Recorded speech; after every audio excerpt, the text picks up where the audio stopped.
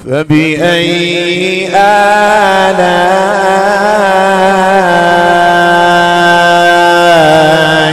ربكما تكذبان؟ صلی اللہ تعالی علیہ وسلم سورۃ الرحمن کے فضائل اور ابتدائی کلمات کے حوالے سے گفتگو ہم نے کی کل کہ سورۃ الرحمن کو قرآن مقدس کی زینت کہا گیا ہے۔ سبحان اللہ۔ اب سورۃ الرحمن میں جو سب سے پہلی آیت الرحمن علم القرآن، رحمان نے اپنے محبوب کو قرآن سکھایا۔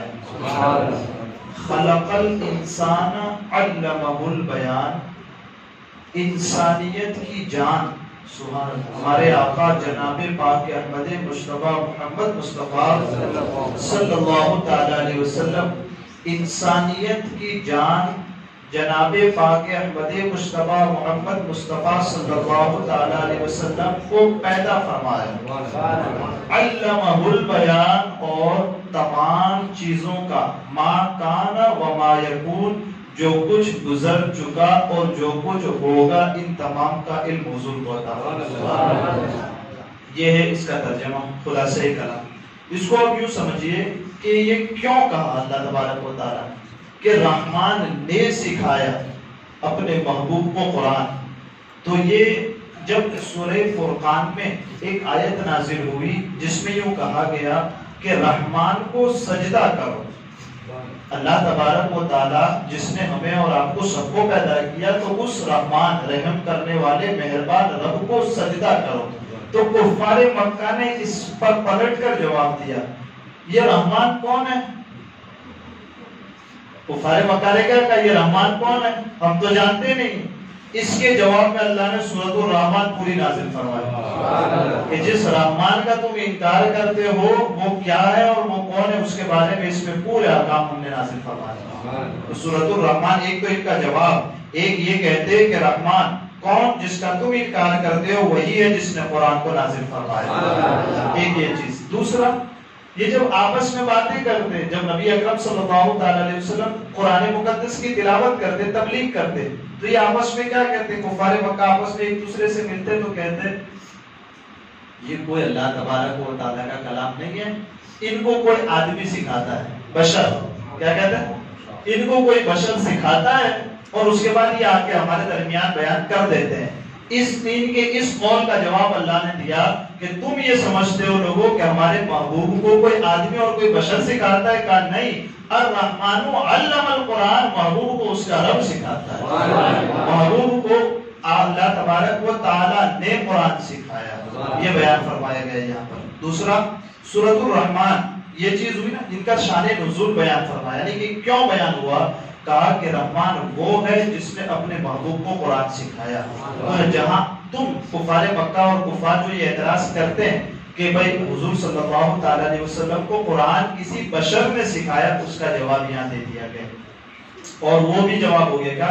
کہا کہ سجدہ کرو رحمان کو، تو وہ یوں کہتے کون ہے رحمان؟ کہا وہی ہے جس نے اس قرآن کو نازل فرمایا، الرحمان۔ اب اس سے کچھ باتیں بھی اس انداز سے پتہ چلتی ہے کہ قرآن اللہ تبارک و تعالیٰ کی بڑی نعمتوں میں سے ایک نعمت ہے۔ سب سے پہلے الرحمن علم القرآن، یعنی کہ اللہ تبارک و تعالیٰ کی بہت ساری نعمتیں، گزشتہ روز میں نے کہا کہ جنت کی بہت ساری نعمتوں کا ذکر اس میں آئے گا، تو ہر چیز اللہ کی نعمت ہے نا، تو ان نعمتوں میں سب سے پہلی نعمت سورت کے شروع ہونے کے ساتھ جس چیز کو گنایا وہ قرآن ہے۔ تو قرآن کو سب سے پہلے نعمتوں میں مقدم فرما کر یہ بھی اس سے پتا چلا کہ قرآن اللہ تعالیٰ کی بڑی نعمتوں میں سے ایک نعمت ہے۔ حضور اقدس صلی اللہ تعالیٰ علیہ وسلم کے پاس حقیقی معنوں میں، حقیقی ایک یہ یعنی کہ قرآن مقدس بظاہر، حقیقی معنی الگ، بظاہر یعنی دیکھنے میں جو آنکھوں سے دکھائی دے وہ، تو بظاہر حضور صلی اللہ تعالیٰ علیہ وسلم کے پاس جبرائیل علیہ السلام قرآن لے کر آئے، بھئی غار حرا میں آپ سرکار صلی اللہ تعالی علیہ وسلم تھے تو حضور صلی اللہ تعالی علیہ وسلم کے پاس جبرائیل علیہ السلام آئے کیا لے کر قرآن شریف اقرأ بسم ربک الذی خلق، یہ جو آیتیں قرآن کی نازل ہوئی تو حضرت جبرائیل علیہ السلام کے ذریعے سے نازل ہوئی. تو بظاہر یہ پتہ چلتا ہے کہ حضرت جبرائیل علیہ السلام کے ذریعے حضور کو قرآن بتایا گیا، لیکن حقیقتاً الرحمن علم القرآن نے سارا مسئلہ کلیئر کر دیا کہ بظاہر جبرائیل ہے لوگوں کو دکھانے کے لیے، باقی محبوب کو قرآن آپ کے رب نے سکھایا ہے.